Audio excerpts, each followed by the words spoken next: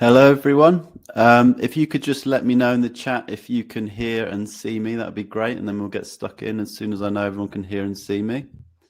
So hello, Vince. Hello, Paul. Hello, Terry. Hello, Ian. Hello, John.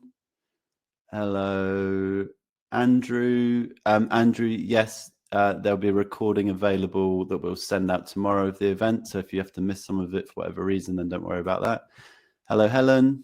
Looks like people can hear and see me. Hello, Bill. Hello, Liz. Fred, Gordon, Way, Adrian, Philip, John. Yeah, okay. Matt. Okay, looks like people can hear and see me. So let me just pop up my little slide presentation and we'll get stuck in. Right. So welcome to the Inside Man live Q&A. My name is Duncan Morland and I'm your host for this evening.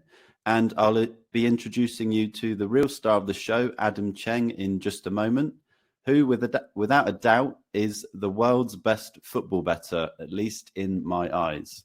In fact, in terms of consistency and real world betting, I'd be tempted to call him one of the world's best bettors, full stop. That's why I think tonight is so exciting. This is your chance to ask Adam any question you like about his approach to football betting. Like, how the hell did he make over £817,000 over the last 9 years, while most bettors and pro tipsters lose money? And any questions about his tipping service, Inside Man, where he's made members a safe and steady 150 points in 37 months, which is an ROI of 12%, which to £100 stakes is more than £15,000. During this live Q&A, we'll cover Adam's fully scalable football betting strategy, what markets he bets on, how he consistently gets an edge on the UK's most popular sport, which is football, and what separates his approach from other bettors and tipsters, how he manages his emotions while betting hundreds, even thousands of pounds per bet. You don't bet on behalf of a high-end bookmakers like he used to, or win consistently for 9 years solo without learning to manage your emotions. And here's a clue: Adam believes wholeheartedly in the laws of probability, and how he literally makes thousands, even tens of thousands of pounds each month without getting restricted by bookmakers. Plus, because this is a live Q&A, you'll be able to ask Adam any question you like about his approach to football betting or his tipping service, Inside Man. Also, by attending this evening, you'll get an exclusive free tip from Adam, usually only available to paying members of his service, and the chance, if you're interested, to lock in Inside Man membership at its current low price before it goes up next week. Plus, get currently exclusive access to the in-depth football betting course I produced with Adam, called Adam Cheng's Football Betting Masterclass, even for 50% off the usual price. We'll talk more about that after the Q&A. But first, before we bring on Adam in just a moment, I just want to quickly give you 6 reasons why I think he's such a special bettor. So reason number 1 is Adam made over £817,000 over the last 9 years personally from betting. So here's the lowdown on Adam's extremely impressive personal track record. Since he started recording his personal bets in 2014, he's made over £817,000 in the last 9 years. That works out at about £90,000 per year. He's had out of 98 months, he's had 83 winning months, which is a monthly strike rate of 84%. And he uses this money to support his wife and 2 kids. Adam is betting is his full-time profession. He doesn't have anything else on the side. Number 2, Inside Man has made members 150 points in 38 months. Here's the lowdown of the track record and some nice pictures to hammer it home. Since it launched in January 2020, Adam has made Inside Man members 150 points in 38 months, an ROI of 12%. To £10 stakes, that's £1,500. To £25 stakes, that's £3,750. And to £50 stakes, that's £7,500. And to £100 stakes, that's £15,000, all tax-free. Adam recommends a small bank of 30 points, which is basically him shouting, "I'm super confident in these bets." And as proof of this, the Inside Man's strike rate is a very stable 52%. Number 3 is betting is in Adam's blood. Here's the Cliff Notes version of Adam's lifelong history with betting. He started betting as a teenager with help from a friend's bookmaker father. He earned a master's in sociology of sport at university. He's a former odds compiler at high-end bookmaker FitzDares in Mayfair, London. He became head of football trading at the firm and started proprietary trading for them, which basically means he was betting with the firm's money. As I mentioned, he's made more than £817,000 over the last 9 years from his personal betting. And he's run 2 successful tipping services, including his current one, Inside Man. I've just been over how well that's performing. Number 4, expert independent reviewers love Adam. Maybe that's because Adam made Gold Profits reviewers 25 points in 6 months. That's an ROI of 11%. They concluded Inside Man makes money, and they gave it 100% pass. And Adam made Make Money Forum reviewers over 12 points in 30 days, which is an ROI of 30%.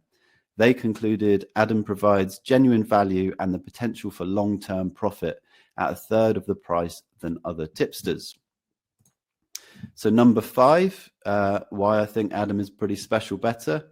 Inside Man members love Adam too. So here's some feedback from Inside Man members. Paul M says he's very impressed. Chris S says it's very easy to find the bets, and we'll talk about that in the Q&A. Neville M says impressive analysis from Adam, and Peter S says he's made a good profit. And as you can see, here's a little montage of screenshots from the Inside Man Telegram community, including praise from 2 pro tipsters, Mel G of First Class Racing and Neil Shah of NS Bets.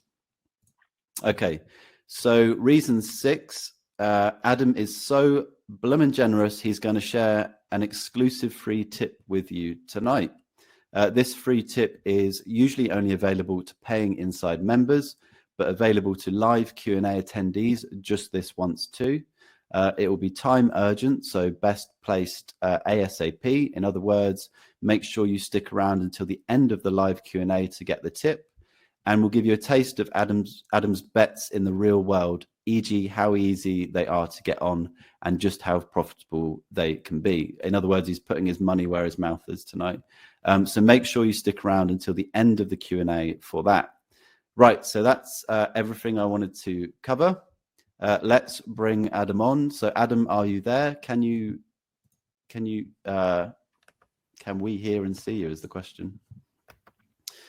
Hello. There you are. Okay, so if we can just check, can everyone see and hear Adam? Adam, how are you this evening? Good, thanks, mate. Yeah, very good. Yeah, pleased to be here. Hello, everyone. So can everybody hear and see Adam?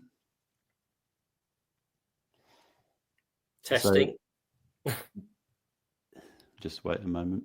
So, yeah, Liz can hear you and see you. Mark can hear you and see you. Brilliant. So what we're going to do is I've got a few questions to throw at Adam. But if anybody else has questions, just stick them in the chat. There's a slight delay. So we'll have to wait. So, yeah, if you've got a question for Adam about football betting or the service, then just stick it in the chat.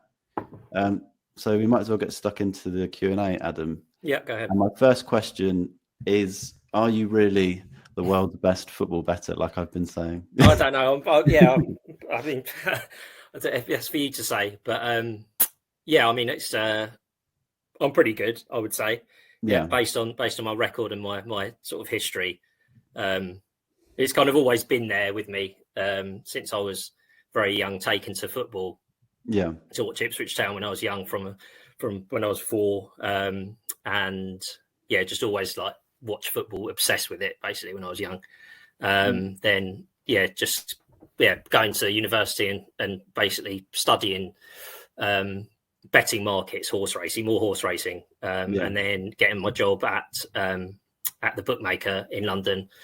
And that was where I basically learned kind of over a period of about 9 years how to make money betting, how the pros do it. And so, sort of putting together my sort of knowledge and ability to analyze football matches together with, how the betting markets work and how they move and stuff, and how to execute bets. I think that's kind of stood me in good stead. And then I've been doing this myself for 8 years.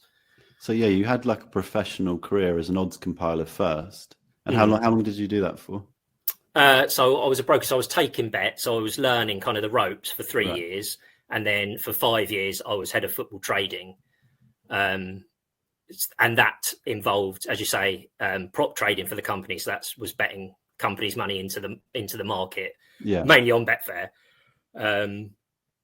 I think I was in profit for the firm every year that I was doing that for 5 years. And basically because I was spending a lot of time doing it for the company, I was kind of, I do it for the company and I do it for myself. And I just decided that it was better for me to do it for myself first. So it was, and that means that I could just focus on betting for myself rather than for other people.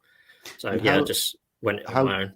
How different was it betting for the company versus betting for yourself? Were you basically doing the same thing but for yourself when you left, or is there? Exactly. No. It was. I was basically having pretty much the same bets. I mean, I was betting for myself while I was trading as well. Okay. At the same time. But obviously, leaving the employment, I had to do other bits and pieces while I was in the job. So leaving the employment gave me the chance of just focusing on myself and getting around shops, getting accounts, and getting the bets on, which takes quite a long time to do each week. So. And obviously it meant that I could just do what I want, don't have to answer to anyone, and can just sit at home watching football all day, basically. Yeah, because a lot of people kind of have that dream, especially there's that kind of dream with betting. You could be a full-time bettor. It's it's a flexible career. You kind of get the excitement of taking on bookmakers and winning. You can manage and make a lot of money. You're kind of actually living that. That's what's good about it as well. It's like fun, and it's like I see betting as it's like one big game, basically. Right. Okay. Yeah. But rather than playing with chips, you're playing with real money. But it's essentially like one big puzzle to solve. Yeah. Okay. I'm quite competitive, and I like the idea that you're pitting your wits against and knowledge and abilities against people that are kind of think that they have the same sort of abilities as you have. Yeah. Well, that's that's you've got to try and basically get ahead of them. So be it other punters on Betfair or odds compilers at bookmakers. You're basically playing against those other people, and hopefully you come out on top. Yeah.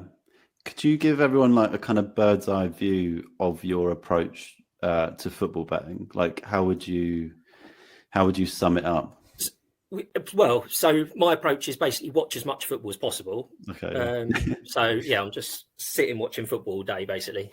Looking at the markets, refreshing the markets, and then I've got my own sort of stats and spreadsheets and stuff. So I collate. So on a Monday, for example, my working week would be a Monday after a weekend of football. I'll sit down for like 4 hours and like collate the data that is that I can get from the matches that have happened over the weekend, and then I'll like check the anti-post stuff and whatever is going on that week, and just try and apply all the context and all my feelings and analysis that I've made to those numbers and stats and stuff, and that's kind of how I get my bets, and obviously like the whole point is like you're getting value, so you're basically like coming up with what price you think probability of something happening, and it in simple terms it's probability of what I think that team is going to win, or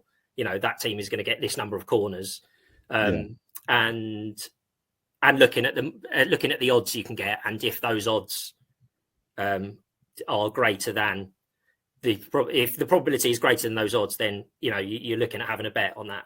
Yeah, that was a huge. So when I first met you, like a few years ago now, and I remember asking one of my first questions was like, what, you kind of said to me, oh, I don't really do anything special. And then we were talking on the phone, and after about 10 minutes, I was like, you don't realize how much, like the level of detail you were going into when you were looking at stuff, and your level of expertise was like so high. And I guess it's I'm used to normal. It, basically. Yeah. It's something you're living and breathing every single day, and it's been your professional career. So you kind of pricing up a market, you're doing it essentially professionally from your home, like you would have done like at work. Whereas it's very different from the average person, like trying to do the same thing, I guess. Yeah, I suppose so. Yeah, and because of the experience, like I can kind of do it quite quickly. Yeah. So if you've got a match, I will say the price that I think that it won't take me long to come up with the prices, and because I've got my spreadsheet of stats and stuff, that prop stuff. So like the player stuff and the stat stuff. That is, once I've got the stats there, and I've got in my mind like what I feel about the teams and the players and stuff. When the market is there and the lines are there, it's quite clear and easy to pick out the bets, like when they come. So it seems obvious to you. I guess we should sort of zoom out a minute and just say, like, what markets do you like to bet on? So what are kind of do you bet on the big markets as well as the smaller ones? Or? Yeah. So it will be a range of markets, basically from 1x2, to a team to win. Yeah. To goals, to corners. I mean, my favourite is the player stuff. So it's like player passes and shots. Passes are particularly profitable for me. And I like markets that basically take into account the most important thing is the pattern of play. So like how a game's going to be played out, rather than the thing is with an 1x2 is goals in relative terms compared to like passes are rare. So like in a 90-minute football match, there might be one goal, but the favourite doesn't always win. Do you know what I mean? So like 1x2 is quite uncertain because there's so much variance involved. Whereas with passes and shots and stuff and attacks, I can tell you how the game is going to be played out based on previous games. I can't tell you what the result will be. Probably, I might have an idea of what might be a value bet on the 1x2, but I'd have more of a certainty of where the ball's going to be on the pitch for the majority of the game. Do you know what I mean? Because I think this feeds into the fact that you seem to rely heavily on the idea of variance and value and probability, and like I guess the thing you're betting on with the passes, like the more of the thing you're betting on, the more sort of the patterns emerge. Like if you're just having like one goal per game or whatever, it's more of a certainty basically. There and that is why anti-post bets, like a team to win the league or cup or whatever, or, to where to finish in the league table, is more reliable than a single 90-minute match, because over time, you're going to have the correct result is going to come out, isn't it? It's going to, everything regresses to the mean eventually. It might take 10 matches, it might take 100 matches, it might take 1,000 matches, it might take 10,000 matches.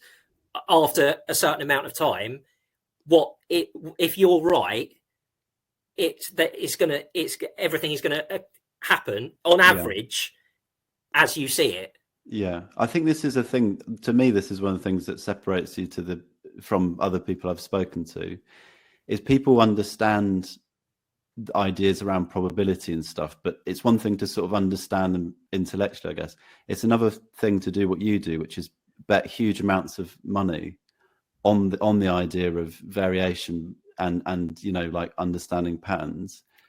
and do it unemotionally and consistently over decades. So obviously that applies to the betting as well. So I was saying there that applies to the football, how it plays or whatever, over a certain season or number of seasons. Obviously the same applies for betting. You're going to the result of one bet is irrelevant.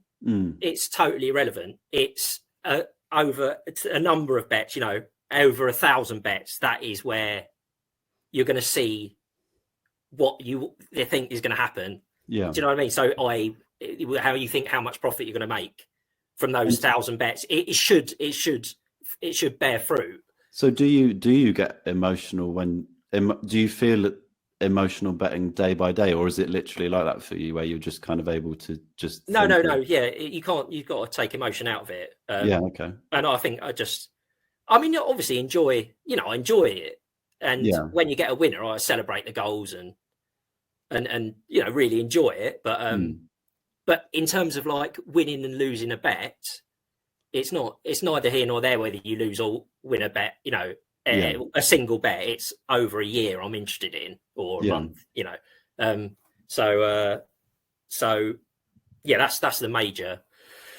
major thing about betting. You've got to take emotion out of it. If you've got an edge, you're going to have an edge long term. You won't.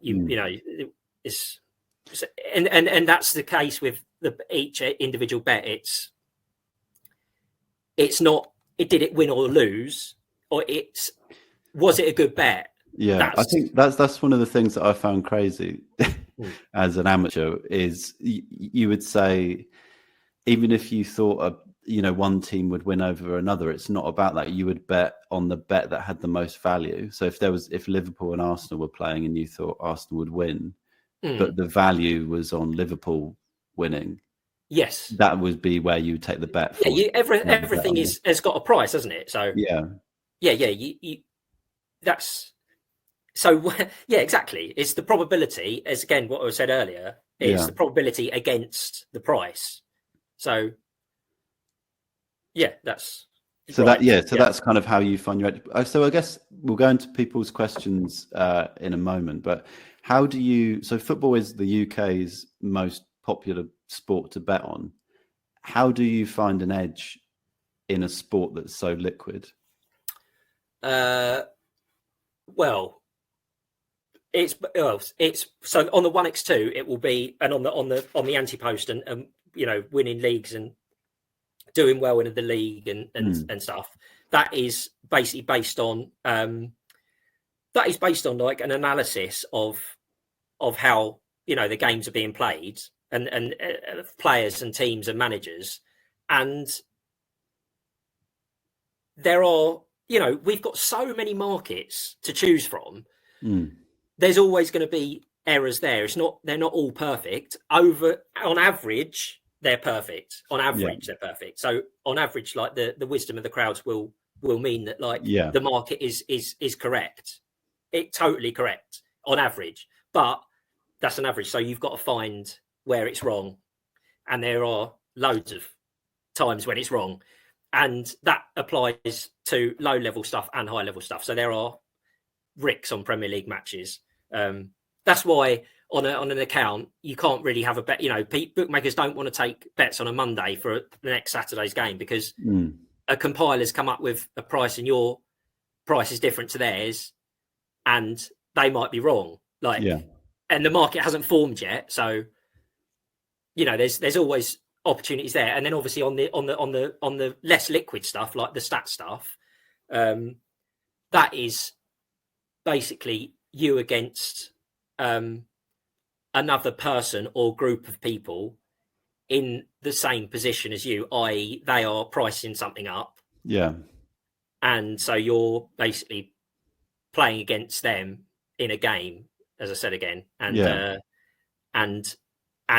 as I said, you're picking and choosing. You don't have to, they have to basically price up everything, don't they? Yeah. So that's a massive thing. That's a massive thing, because if they were pricing up everything and we had to have a bet on everything, we'd lose overall, even if we're very good, because the margin's in there and there's not going to be a rick every time. They're going to be right the majority of the time. But if you can sort of see and pick and choose where they're not right, that's where we make hay. So in a way, like the size of the football markets can actually benefit you because you've got so much to pick and choose from. You've got those smaller markets. And also it's good, because there's more. It's more liquid, and because it's high level. Like my bets are kind of Premier League, Championship. It's bookmakers don't think that you can have an edge on that stuff, so they're happy for you to bet and kind of. So have bigger bets. Whereas, like, if I was betting on like the Swedish second division, there's absolutely no chance of of getting anything on, because they know, oh well, he obviously knows what he's talking about, But on the Premier League, he's not going to know what he's talking about more than us. Yeah. So that's the advantage we have. Like, they think that betting on the Premier League is a mugs game, basically. Yeah. So this feeds into so one of the first questions we've got is from Michael.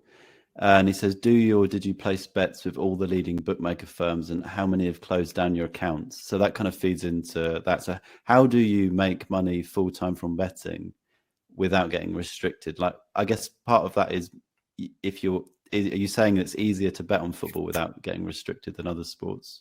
Oh yeah, football's the easiest sport to bet on without getting accounts closed. And Premier League is like, you're basically not going to have your account shut. On if you just limit yourself to Premier League stuff, pretty much. They will be restricted. Obviously, you can't have like $6,000 to win 5 on a player passes, but they'll show you a bet. So yeah, I've got like various accounts. I mean, obviously, like all the accounts in my name have gone long time ago, but I keep I don't have to keep opening accounts all the time, but yeah, I've got accounts that. I use sort of friends and family and Betfair and shops and stuff. And that's the thing. So maybe it's easier to keep football accounts open, say, than sort of niche horse racing accounts. Yeah. Another thing, so in the past we've talked about getting bets on at shops. Is that something you still do? Go down to the like a physical bookmaker shop and put bets on? Say that again. Sorry. So do you still use bookmaker shops to put? But occasionally, especially for on anti-post stuff. So like the long-term stuff, which actually is pretty illiquid. Like if you look at Betfair, there's not really much money on those markets, and for some reason they, it's the reason that I said before, where they think they've got, they think they've got hold of it, and that you can't make money on betting Premier League.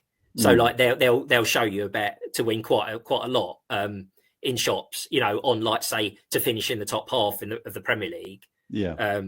Whereas actually there is a lot of value to be had on those kind of markets, and because it's Premier League, they're happy to stake a bet. So yeah, I have a lot of anti-post in shops, and like sometimes I'll have like the odds match bet in shops as well, like 1x2 or total goals under over or whatever. But it's unusual because it's quite hassle to go to the shop, and whereas you can get those bets on, on Betfair and like on accounts and stuff. And actually, those bets are quite good to have on accounts because they look muggy. So like they disguise you more like they disguise you, and that's another thing as well. I think we talked about once before as well about trying to keep your account open by betting 1x2, on the day of the game. That's like a really good tactic to keep your accounts open. Having some mug bets amongst the and it's like if you're breaking even on those mug bets, then that's perfect. Do you know what I mean? Like it's keeping your accounts open for the other stuff, and you're not losing. You might make a few quid on the side, on those on that big stuff as well. But yeah, you're not going to have a problem getting on like Premier League stuff on accounts. Yeah, and shops are useful, but I don't go much really.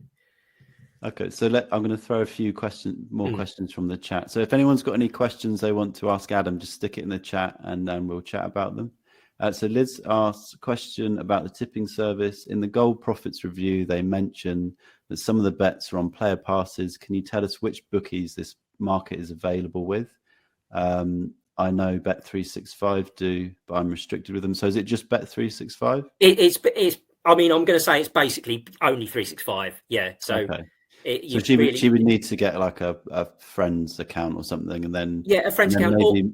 Or try your own account first and just see, because sometimes like you might think it's restricted where it's restricted on other sports, but they might still show you a bet on that. So just check first. But they'll definitely show you some sort of bet, unless you've like done like matched betting or something like that to like mess the account up completely. Yeah.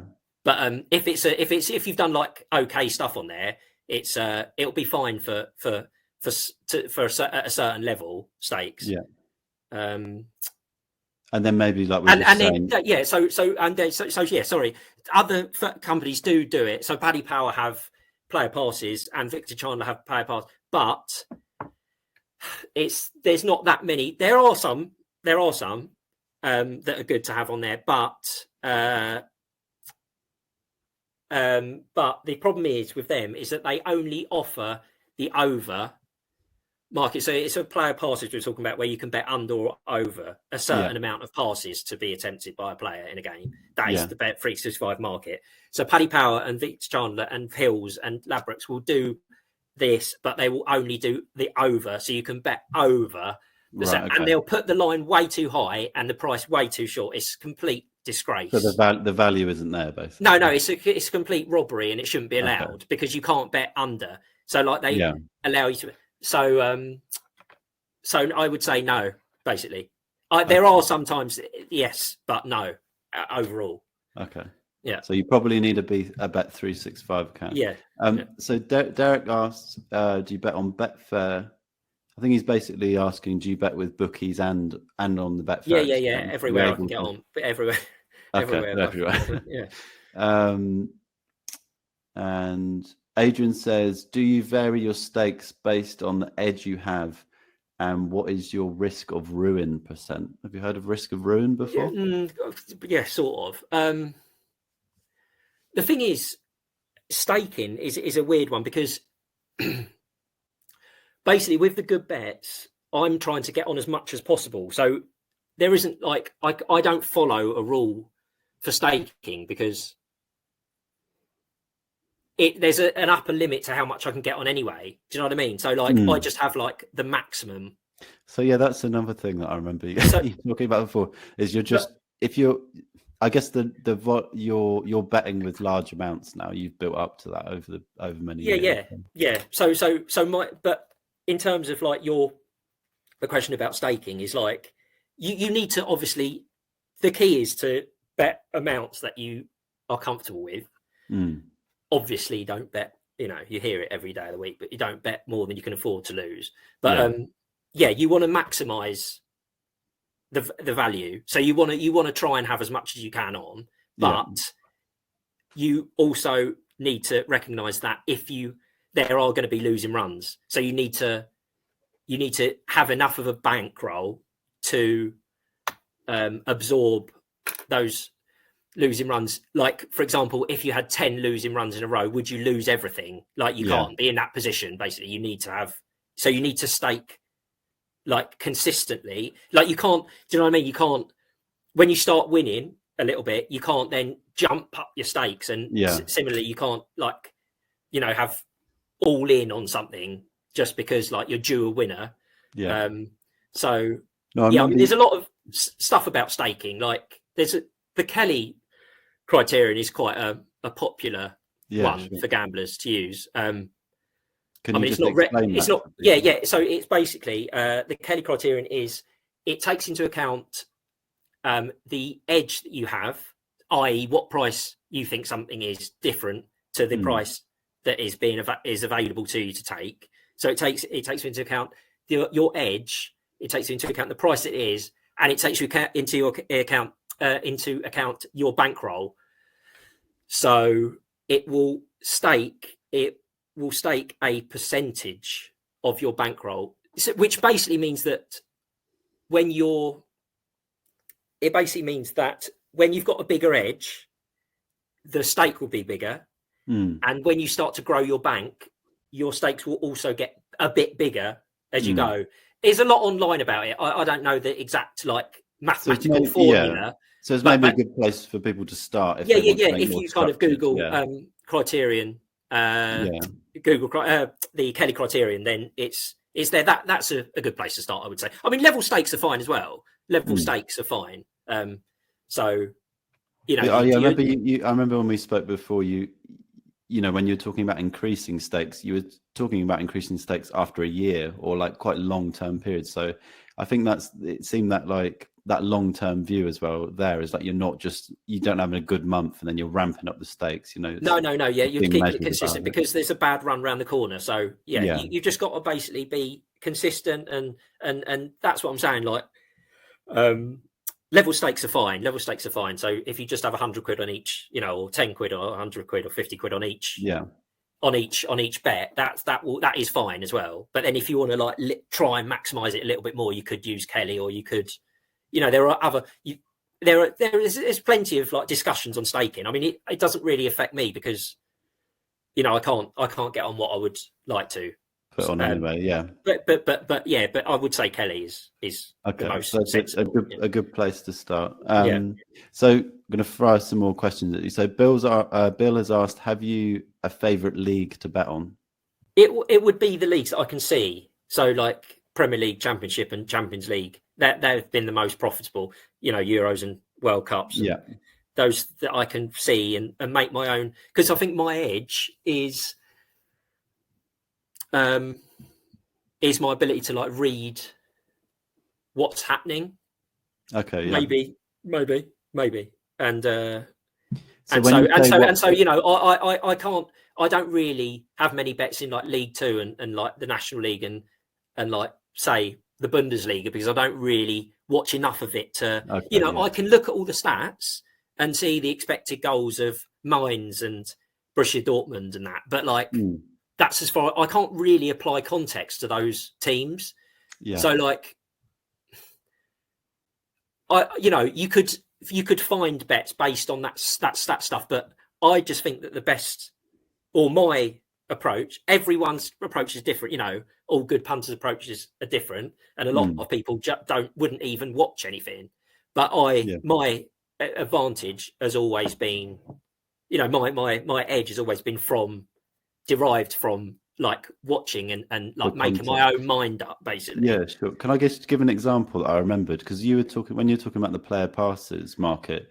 If I remember rightly, you were saying a bookmaker might price up the passes by looking at averages of a specific player, but then you would look at the team that player is going to be playing against. And if it's a team that is putting on a lot of pressure, then they're going to get less passes. So that's how you would apply context to get a better sort of understanding of the value on offer or the probability. Exactly, and that's what I was talking about, like the pattern of play, like that all comes into that as well. And it's exactly like they'll take the averages from that particular player. I'll look at the opposition, and I'll also look at players in that position, like equivalent players that play in the same role as that player against that team. Do you see what I mean? So like, it's more about the opponent than about the actual player in question. It's weird. It's like flipped. Yeah, but I think that's why, because it's easy to see how you can get an edge there, because you're looking at it differently. And a lot of people will just look at the stats and kind of tally it up and that kind of thing. Yeah. The word context, I think, is massive for what you do. I'm gonna just throw some more questions at you. Go. Quite a lot come in. Okay. So Martin asked about the free tip, but Adam's gonna give people that after we've finished the Q&A, so you haven't missed it. Ian says, "Hi Adam, do you straight bet or do you trade?" I generally straight bet. I mean, I don't. I see.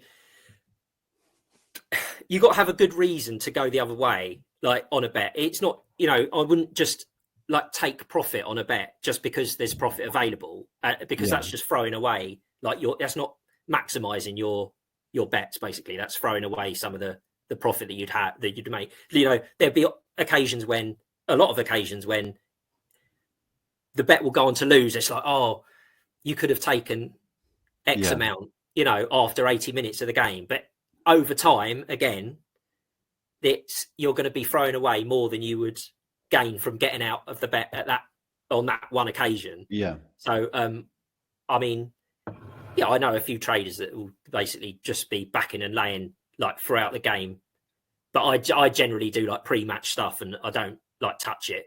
Yeah. Unless I would have to have a good reason to go. I'd have to. If I had a bet on the other side, it would basically be because I think that second bet, which is contrary to the first one, it would be because I think that's a good bet, and I would have had that bet anyway. Do you see what I mean? It's not like I'm not just having it because I've had the earlier bet. Yeah. So no, I don't. I guess it's less time consuming and maybe less stressful as well. Probably. Yeah. So Mark asks, do you use online football stats? Can you recommend a few good ones? If you do. So so there's an app called FOTMob. That's quite good. FOTMob, FOTMOB, FOTMob. That's got like sort of stuff in it, like for each game. It's got like stats and that. What else? So for my own stats that I collate, I use StatZone, which I think you have to pay a subscription for. I think it's really cheap. It's like $10 a year or something.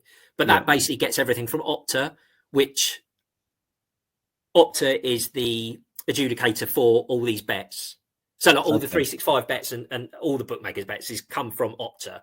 The result comes from Opta. So obviously using because sometimes some stats places will have different they will have got their information from a different source. So like sometimes you can get a bit confused with like, is that accurate or not? If you're using, so you want to be looking at what the bookmakers are looking at. Yeah, you want to be looking at basically Opta, anywhere that's from Opta, that gets their data from Opta, which is there's quite a lot of sources that get their data from Opta, but it needs to be Opta because that is what the bookmakers use. So yeah, StatZone has like all the dashboards and like, so you can really like learn a lot actually about like players and like teams and stuff like and like tactics. I think I remember downloading that app, and it's very visual as well, isn't it? Yeah, it's brilliant. It's really good. It's really clear, and you can really get some good like info on that. So FOTMob and StatZone would be the two kind of top ones. Yeah. Think of looking. Yeah, like who scored is all right as well, but the website's a bit like it's a bit ugly, the website, but that's kind of got Opta data on it as well, and that does like all the games.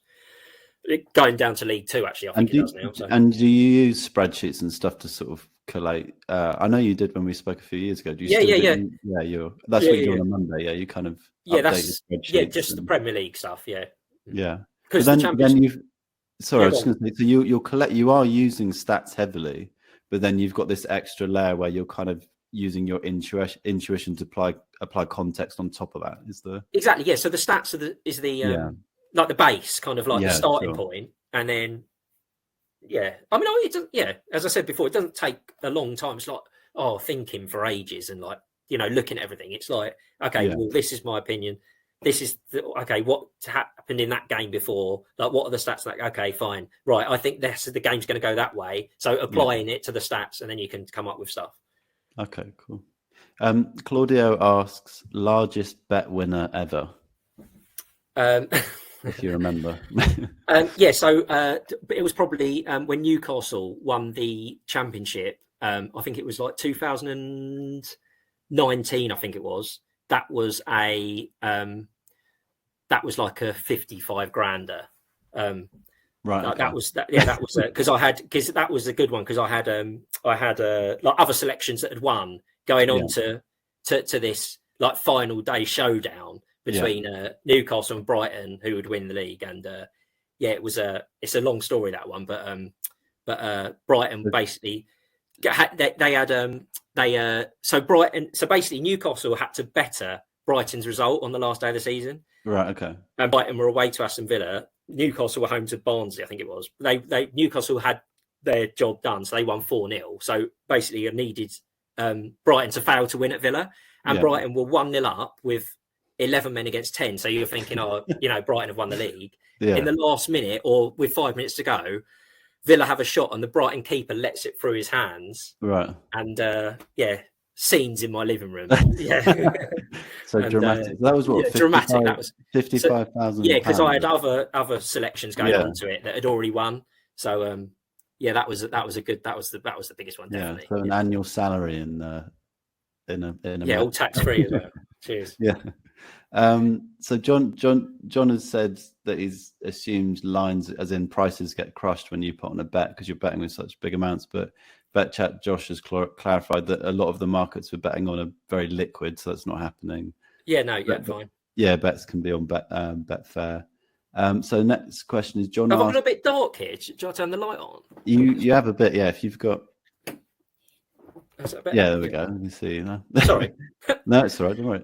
So how so he says, where would you go to learn more about game reading in play? I mean, I guess that's just doing it, isn't it? Years of kind of developing. Well,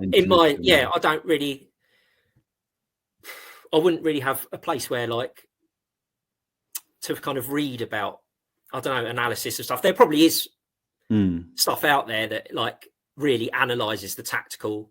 I mean, there's stuff on the Athletic website which delves quite deeply into like tactics and stuff. Yeah. So that might be an interesting place to. There's some interesting stuff on there. I guess one of the things. I mean, when we sort of made this course together, and we talked a lot about your approach, and I guess it is just trying to think outside the box a bit in terms of the word context. Is like, okay, well, what are the stats showing me? How are the bookmakers pricing this up? What extra context can I? I think that's where the edge is, isn't it? Yeah, it's like it's basically stuff that like isn't anywhere else. I think that's the key, isn't it? Basically, yeah. Because if it's somewhere else, they'll know about it. Yeah. So I think you've got to make your own. I don't know if you have time to kind of watch as much as you can and make your own kind of mind up about stuff. You know, yeah, I guess you're that's my living, edge anyway. Yeah, and you're living and breathing this like every week. That's it. Yeah, for decades is the reality as well, isn't it? So I'm just going to keep throwing questions in because we've got quite a lot. So Anthony says, as you bet mostly on the Premier League, does the service close for the summer, or what do you bet on when the Premier League's not in action? Well, obviously it'll be Euros or World Cup if there is one. If there isn't, which is so this summer there isn't one, is there? I don't really know. There might be some. Is there a Copa America? There might be like an under-21 Euros or something. But generally, no. We're looking ahead to ante-post stuff for the season after. But there are bets. There might be bets like I tend to sort of keep betting. On whatever's going on. And sharing that, and you share that. You share. This is a question we've not had, but are you sharing the majority of your bets with the Inside Man service, or is it kind of? Yeah. No, most of them will. Yeah. I mean, there'll be bets that I'll have that are like nearer to kickoff. Yeah. Sure. Based on team news, which I won't because it's not fair to put stuff up late, Yeah. But like, but generally, it will be most of my kind of, like, so for example, I'll look through everything on Friday for a few hours and I'll get my bets on and then, send them across. So it basically pretty much all of them. I mean, I also spread bet a bit, and I don't really. Yeah, that's different. It's almost like a different thing. Yeah, that's kind of So none of that probably. Yeah, well, we'd have the occasional one of those, but not that many of those. But the sort of the bread and butter. Yeah, it's share it. Craig asks, do you match bet outsiders often to keep your 365 account open given the stakes you bet? I'm not quite sure what that means. Outsiders? But I mean, response to that, I wouldn't say that betting outsiders is outsiders. I wouldn't say betting outsiders is like. I'd say betting favourites is more muggy if you're talking about being muggy. So. I think I think that's maybe what he's saying. So I guess what he's saying is, do you try and lose? But you're saying, I guess what he's saying is, you try and throw in some losers, but you're saying betting on favourites makes you appear less knowledgeable. Basically. Yeah. No, I wouldn't try and throw in losers. No, I'd try and bet on. markets that they would consider to be mug business, i.e. 1x2, be it favourite or underdog. But I would still, those bets would still be, bets that I think are good bets. Yeah, but it's just that they're more like muggy looking. So yeah, I try and put in as much of those on new accounts as I can. But on that though, the favourites and outsiders thing is like, yeah, as I say, like it's more muggy to bet on favourites. I would say that, like, if I was working as a trader and we had a client that basically bet on outsiders more, that would set up red flags more than betting on favourites, because basically the majority of your punters, like your Joe Bloggs punters that are going to lose however much a year on ACCAs and stuff, they will bet favourites. They bet favourites. That's and you want to look like that person, not the person that backs underdogs. Yeah, because underdogs looks it's a bit cleverer. Yeah. Okay. We got a question from Stephen. He said, "Didn't you say the intro? Oh, sorry. So the recommended bank for the service is 30-point bank." He says that seems a bit low. BetChat Josh has responded that the strike rate over thousands of bets is plus 50%. So that's why we're able to. Yeah. You need a buffer you need a enough to absorb, as I said before, a bad run. I think that's. But I think that speaks to the service, really, is the fact that the bank can be low relative, because there are services out there that will recommend 100-point bank, 150-point bank, and that's basically them saying brace for lots of losers. But it's also because my bets are basically short. A lot of the bets are short prices. So like for example, like if you're betting golfers, like 100 to 1, like you obviously need more points in your bank to you're going to have like loads of losers in a row, and you've got to get one winner that will get everything back and more. But like with me, it's like, I'll have almost more winners than losers. Do you know what I mean? So it's like, that's fine. Yeah. And so the odds you're betting on are narrower, I guess, than sort of, Well, they're shorter, so you're going to have more winners, and you're going to have more winners in there to like. You're not going to have like. You're not going to have like 30 losers in a row betting at 5 to 6. Yeah. I mean, that would be seriously bad variance if that happened. Do you know what I mean? So that's fine. And it's been working for the service for a long time now. Fine. And for you as well. So where do you find John's? I'm guessing this is different. John has asked, where do you find player passes on Bet365? So if you go into the match, and the thing is, if you're looking at it now, there won't be any, because they don't do it on internationals, and the Premier League passing lines, player prop stuff won't come out until Thursday at the earliest. Yeah. So on the Premier League's matches now, it won't have anything on there. But when it does, you just go across to players across the top, which have like all your first goal scorers and to get booked and all that. And then right at the bottom, there's player passes, there's shots on target and shots and tackles. It's all on the player tab of the match. Yeah. So it's like the niche markets tab. Yeah, but you said it won't be there. It will be there. Well, all the stat stuff will start to come on there on Thursday, basically. Well, maybe if it's a quiet week, because it's a quiet week, so it might be Wednesday, but I would say Thursday, if not Friday. Cool. Yeah. Just to let everyone know, we're going to wrap up the Q&A in about 10 minutes, probably. So if you've got any more like last minute questions you want to ask Adam before he shares a bet with you, then just fire them into the chat. We've got a few more to go through. So Robert asks, do you do accumulator bets? Yeah. That's and how do you approach them? Well, the thing is with ACCAs is like, people think that ACCAs are like you're going to lose betting ACCAs, but if you've got an edge, that's what I thought immediately. But if you've got an edge on everything, you're basically like you're multiplying your edge, aren't you? If you're right, okay. If you're putting if you've got 5 selections and you've got an edge on every single one of them, you're basically multiplying your edge 5 times. Yeah. So yes. But would you do it in certain situations, or is it something you regularly do every week? I do ACCAs. I try and do multis to get more on. Right. Okay. Because obviously, like when if you're having just singles, you're going to be restricted to a certain stake on a single. It's going to win this amount. Yeah. That's it. Whereas ACCAs it will allow you to win more. Basically, like the algorithm that they have, that the bookies have, is like extends to bigger winnings on multiples. Yeah. Because they think that you're losing. Yeah. So I basically do it to get more on. Yeah, pretty much. Yeah. Okay. Yeah.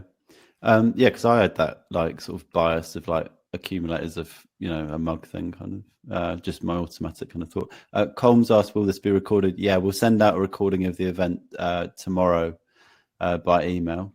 Miles has asked, we kind of covered this, I think, do you increase your stake if you're going through on a purple patch, or is there a problem getting on? So Adam's, we kind of talked about this earlier. Adam's advice for most people is to kind of use the Kelly criterion as a starting point. He does things a bit differently because he's betting with such large amounts. We should also mention that your approach and the bets you share with Inside Man, they're completely scalable, really. Like you can bet on them with small amounts. You don't need you're betting absolutely large amounts because of your experience and where you are in your betting career. But if you've got smaller amounts, that's perfectly fine. You just kind of follow the staking.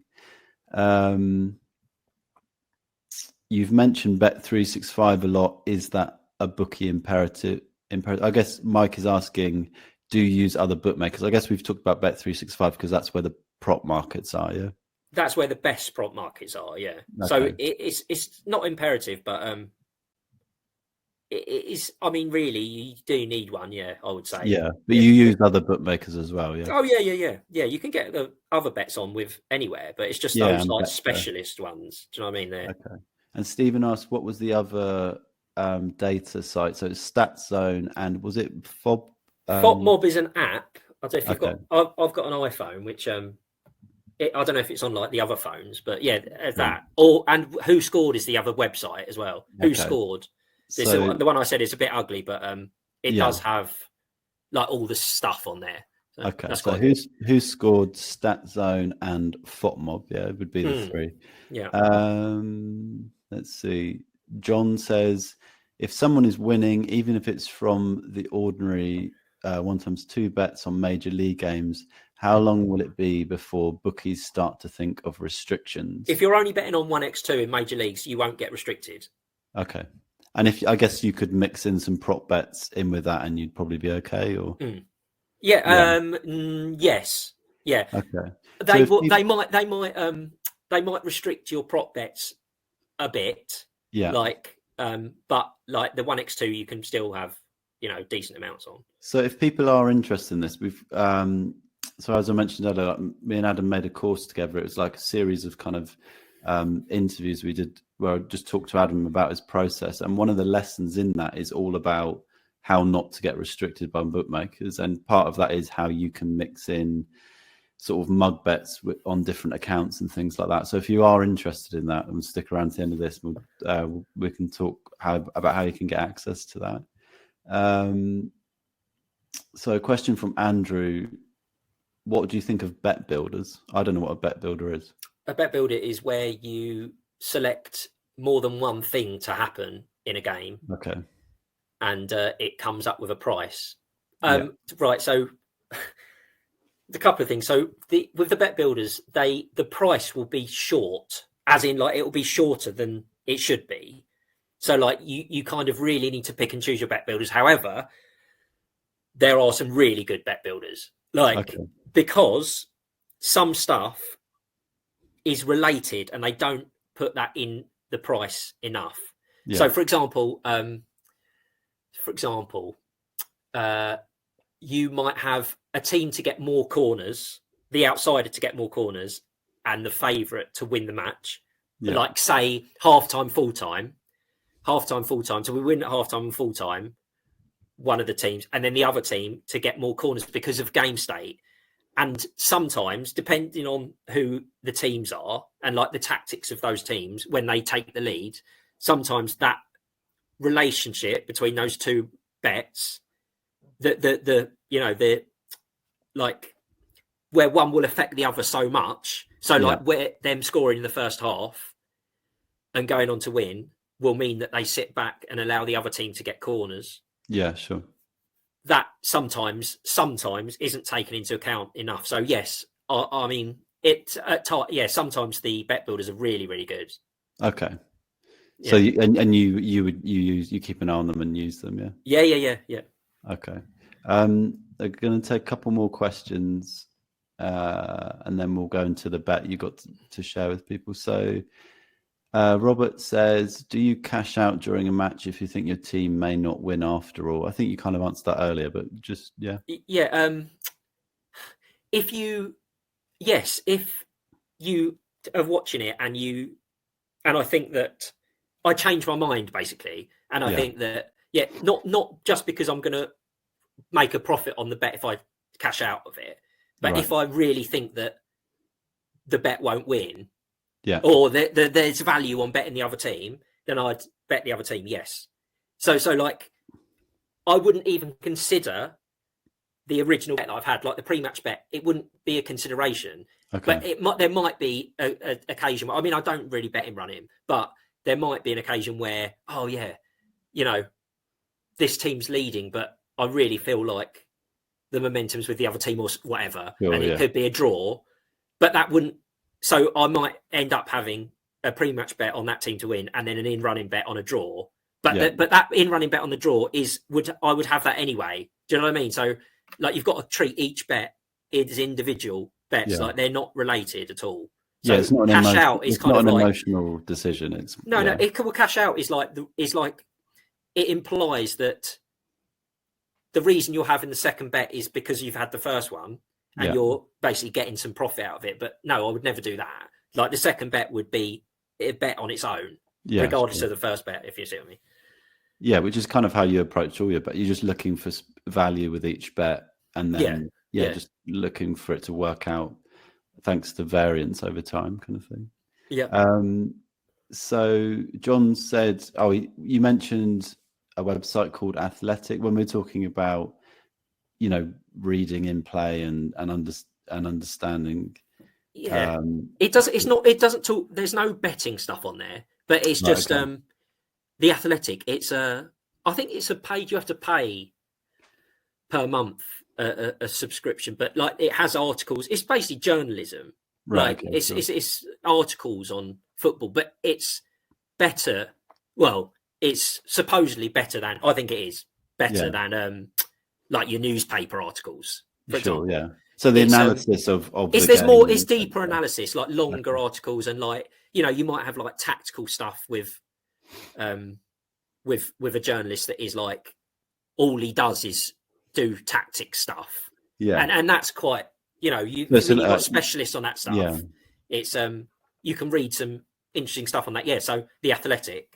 And I guess that might impact the way you watch a game and what you see and what you're looking out for. If you're and I'm sure it'll help with like your betting and that on those. But you need to be watching the games, is the if you want to do what you do, you're kind of living and breathing it. Okay, so I think that probably brings us to the end of the Q&A. You have a bet to share with everyone, and it's on horse racing, yeah? No? So what is the bet?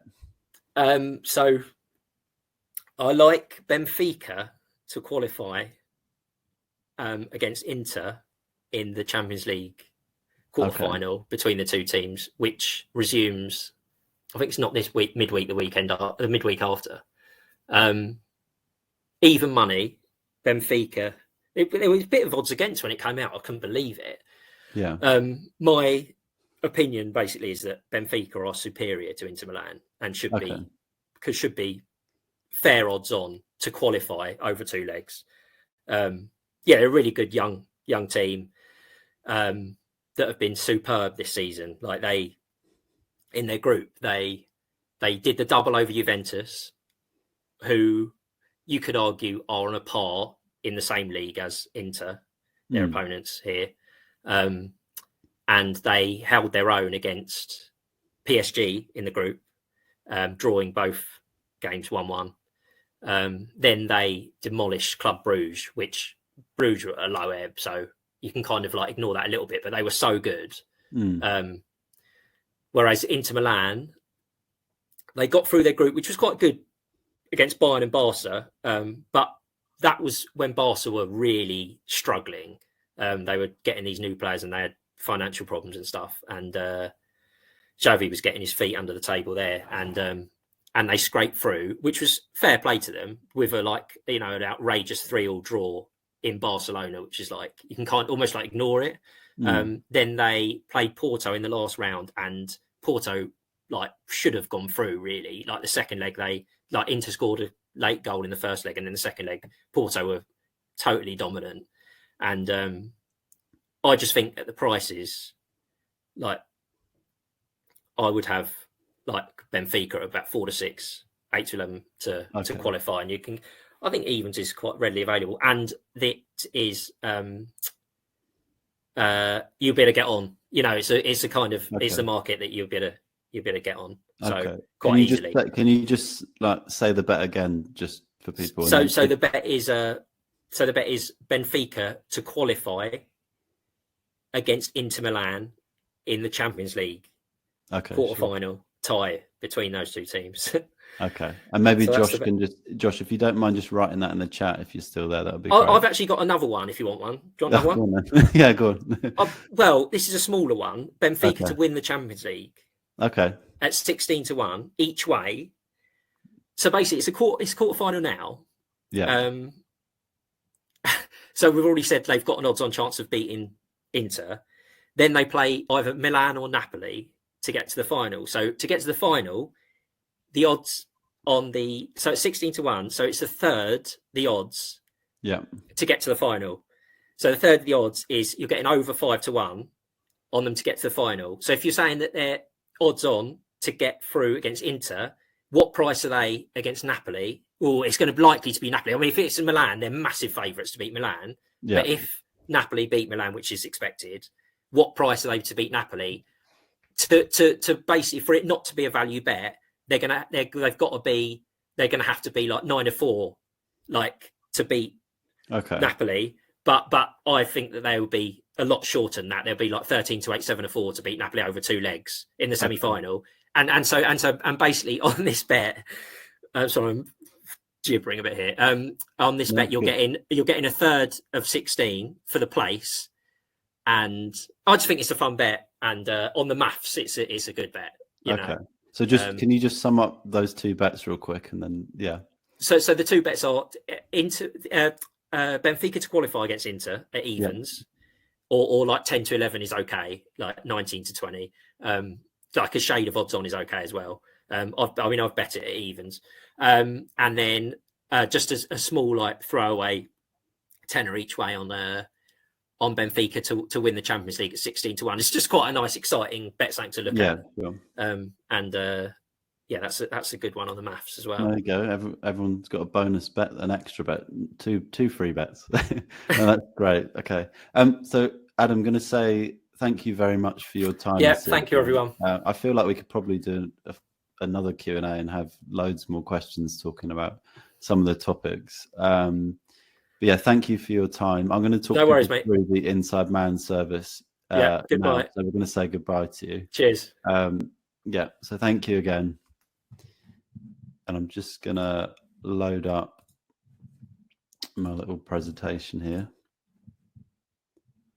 There will be a replay. Somebody just asked, Stephen, we're going to send out a replay of the event tomorrow, so that we'll email that out. So if you missed anything, you can re-watch it. Right. So thank you to everyone who took part in the Q&A then. There were some really good questions, and I think it's obvious, like Adam's depth of knowledge on football betting is just, the way he talks about it's just got so much knowledge. If you're still watching, that can only mean one thing. You might be interested in becoming a member of Adam's Inside Man tipping service. We covered some of the details about how the service works in the Q&A, so you may just want to go ahead and join Adam right away. So I will activate the membership link right now. So you should see that around the chat box or the window where you can see me. So there should be a link if you'd like to join the service. You'll also see on the page when you click through, as part of an exclusive Inside Man bundle, you can snag a 50% discount on the in-depth football betting course, which I made with Adam, which I'll talk you through what's in that in a moment too. For those still on the fence, if you're kind of interested in Inside Man but you're not sure, in the next few minutes I'm going to quickly break down the full details of membership. So we'll cover what you get, recommended starting bank size, which we've kind of already covered, but we'll go over it again, the price of admission, why membership is going up in price next week, and how you can get 50% off the course that I just mentioned there. So without further ado, let's have a look at what you get. You get two main things with your Inside Man membership. Number one is Adam's tips, and number two is access to the Inside Man Telegram community. So first up, let's have a look at Adam's tips, which, just a little reminder, made 150 points in 38 months, which is an ROI of 12%, or turning £100 stakes into £15,000, and that's tax-free because this is betting.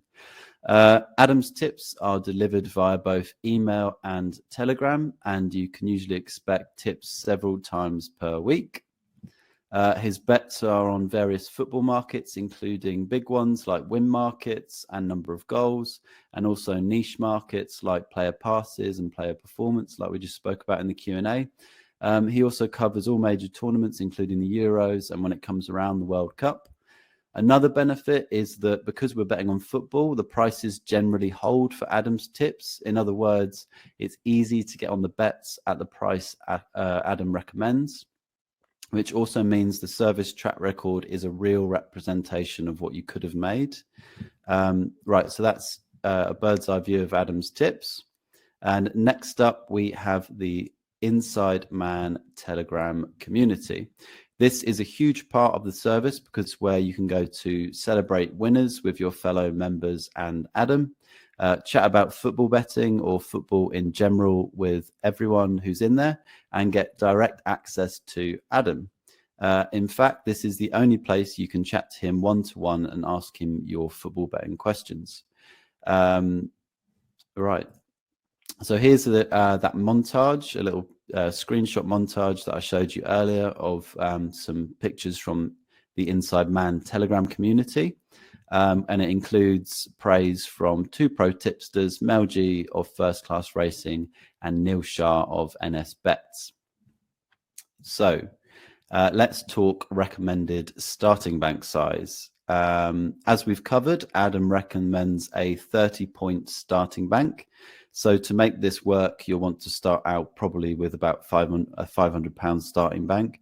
This would make 1 point stakes around £16 and 2 point stakes around £32.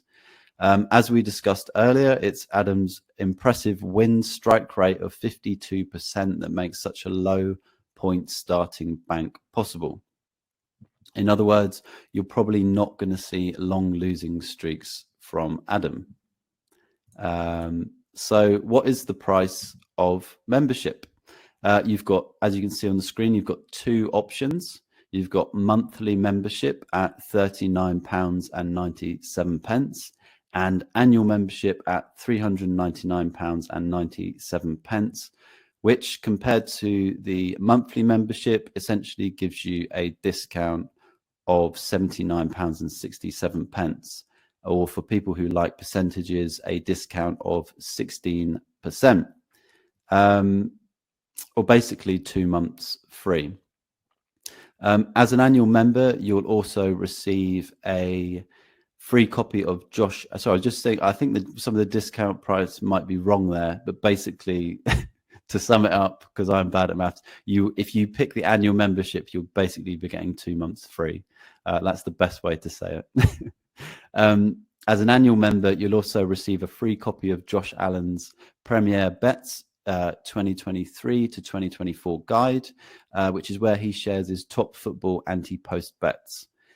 This retails at about £29.97, but it's free for annual members. That said, whichever membership option you pick, I think Adam's track record more than proves you're making a sound investment. And these Inside Man members echo that sentiment. Paul M says he's very impressed. Chris S says it's very easy to find the bets. Neville M says impressive analysis. And Peter S says he's made a good profit from the service. Even better, you're not actually committing to anything when you sign up for Inside Man today. That's because your membership comes with BetChat's ironclad, indestructible money-back guarantee, which is 30 days for monthly membership and 60 days for annual membership. That way you can take Adam, his tips and the community for a test drive. Simply come on in and see if you like it. And if you don't, no hard feelings and nothing lost. Just let the BetChat support team know you'd like a refund, and they'll refund every penny. The support team is also there to answer any questions you might have about your membership. Now, there is a rather urgent reason to secure membership before next Thursday, which is April the 6th, which is the price of Inside Man. Membership will be going up. Monthly membership will increase from £39.97 to £49.97, so it's going up a tenner. And annual membership will increase from £399.97 to £499.97. So that's going up £100. So it's about a 25% increase in price across the board. And that's for a very simple reason, which is Adam's tips are worth more than we've been selling them for, as we think his track record demonstrates. So if you want to lock in the current low price for as long as you stay a member for, you'll need to secure membership before midnight next Thursday. Or you could just do it right now. There is one more special thing to talk about, which is as part of a special Inside Man bundle deal, you can get currently exclusive access to the in-depth football betting course I produced with Adam called Adam Cheng's Football Betting Masterclass for 50% off the usual price. If you enjoyed Adam's insights into betting tonight, then you'll really, really like this course. The course is designed to teach you every step of Adam's betting process, show you how he makes thousands per month without getting restricted, help you get off the tipster merry-go-round if that's what you want, long term, and learn to make betting decisions yourself or add them into the tipster's tips that you're getting. Show you how to use the laws of probability as a mental superpower for betting consistently. Give you access to a community of fellow students who are learning to use Adam's methods together, and supply you with a few spreadsheet tools to help you automate parts of Adam's strategy. There are 7 lessons in total, each of which takes a deep dive into an aspect of Adam's betting. The lessons are intro, get to know your bet mentor, Adam Cheng. Lesson 1, a bird's eye view of Adam's approach. Lesson 2, Adam's controversial ideas on staking. Lesson 3, how Adam dodges the bookie ban hammer. Lesson 4, how to banish your betting demons. Lesson 5, the power of probability, Adam's secret weapon. Lesson 6, how to compile odds like a master bookmaker. And lesson 7, Adam's super strategy, which is where we go into how he bets on the player passes and other player prop markets. The course content is mostly audio discussions with Adam, a bit like tonight, alongside text guides that make his advice actionable, with some videos and, as I say, spreadsheet kind of tools thrown in to help the process. And instead of paying the full price of £199.97, if you get the course bundled with Inside Man today, it will be just £99.97, which is a 50% discount, which I think is very generous for the insight you'll be getting. If you'd like to know more about the course, you can email your questions to clients@thebetchat.com, and we can send you the full product page to look through. So that's it. I hope I've done a good enough job relating why Adam's Inside Man service is so special. As I say, the membership link for you to join Inside Man should be under the webinar window or in the chat box right now. So if you're ready to join Adam and the gang on their football betting adventure, you can go ahead and start your membership now. I'm going to stick around for a few more minutes to answer any questions you might have about what I've just covered. And once again, thank you for everyone coming along and taking part and answer your questions. I hope it was useful for you to, get to ask a professional bettor like Adam how he does it, basically. So yeah, there's a slight delay in the chat. So if you do have a question, drop it in the chat and I'll probably see it in a minute.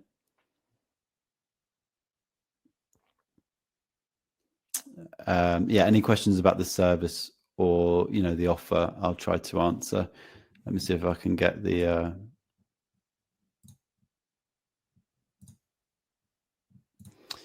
There we go. That will give you an idea. So that tells you what you get with monthly membership and annual membership, a nice breakdown. That's also on the offer page if you click through on the link that should be around the sort of the webinar window or the chat box.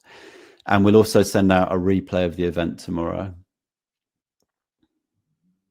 Oh yeah, and as Josh has just mentioned in the chat, if you do have any questions or you think of them after the event or tomorrow, you can email clients@thebetchat.com and we'll answer you tomorrow.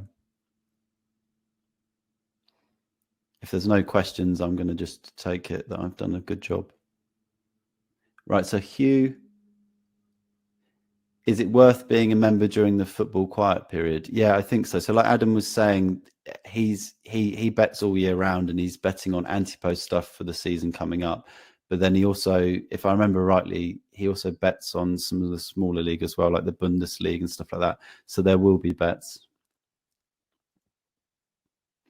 Mike, okay, so questions. There was a bit of lag on the chat there. Sorry. So Mike, yes.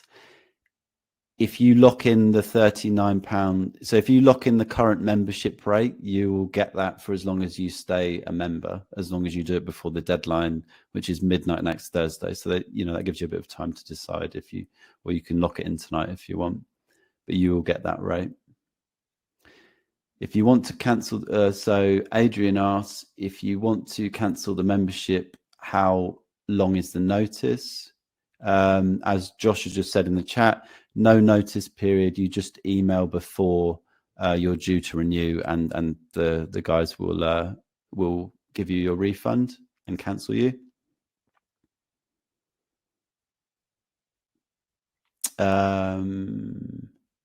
Jim says, Adam has other betting services. How different is the Inside Man to his other services? I'm not sure he does have other services. Maybe Josh can clarify that. He had a service in the past that an Inside Man had kind of replaced that with BetChat. It was very similar service, betting on similar stuff. Oh, okay, there we go. So Josh has clarified Adam's only other service is exchange betting only, so doesn't include all of his bets, whereas this one does. Yeah, sorry, actually, I forgot about WeBet, YouBet. So yeah, you're getting bookmaker bets here. You're getting those niche market bets like on player passes, which you can't get on Betfair Exchange. And Adam's got a big edge on those little markets.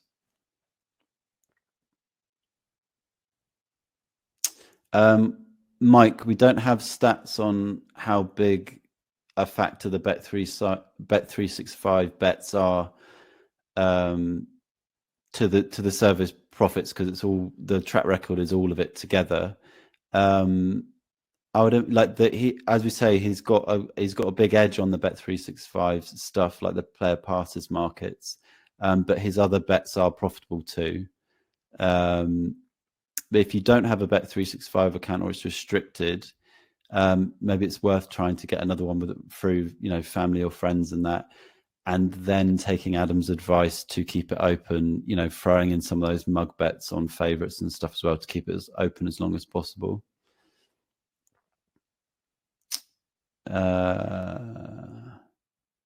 So Jim's asked about the WeBet UBet service. That is different because that's Betfair only. It's also been running for a much shorter period than Inside Man. Inside Man's been going for 38 months now, and the track record is 150 points up, an ROI of 12%. WeBet UBet is if people don't know, it's a bot orientated service. So it basically uses Betfair Exchange. So this is different. Jim's asked how much input do clients have. I would say, if you mean input, like it into the bets Adam is choosing, I'd say none. He's doing his research and then sharing that with you. If you mean like sort of interacting with Adam and other people on the in the service, then the Telegram group is really live, and there's always chat about what's going on in there. Mike, Josh might be able to sort you out with a link to the Betfair service, or you can email clients@thebetchat.com. I think our live event software runs out at an hour and a half, so I've got about 4 minutes to keep answering your questions. So I'll just keep going till the clock hits the timer. So if you've got any last minute questions, let me know and I'll try and answer them.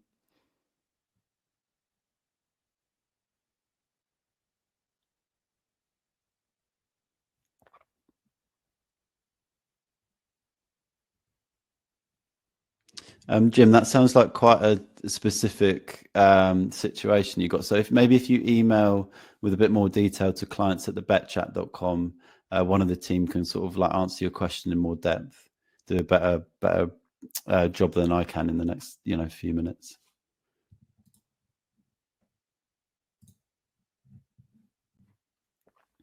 And let us know if you want us to do another Q&A with Adam, because I feel like his ideas on probability and stuff like that we could talk for another hour on, because the way he approaches it is quite unique.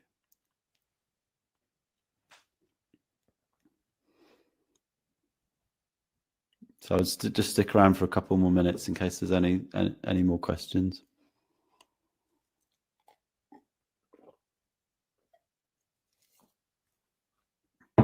Just noticed I need to water my plants after this. They are not looking healthy.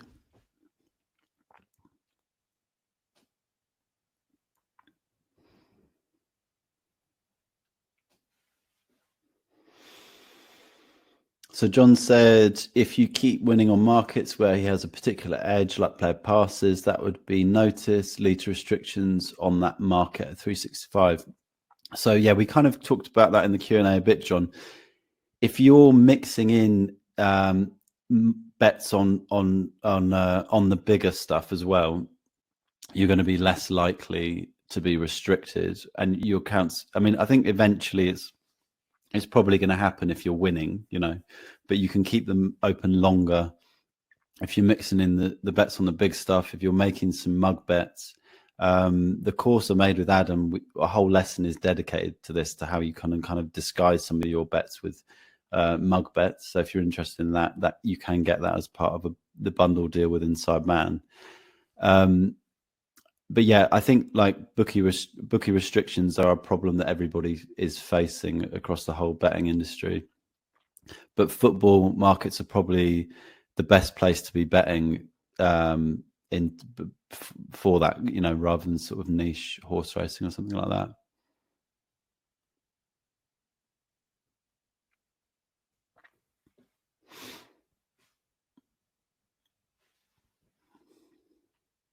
Right, I think we're probably running out of time. So I just want to say thank you again to everybody for taking part in the Q&A. I hope Adam's insights were helpful to you all. If you have any questions, please email us at clients@thebetchat.com, and I hope you all enjoy the rest of your evening. Okay, so take care and bye.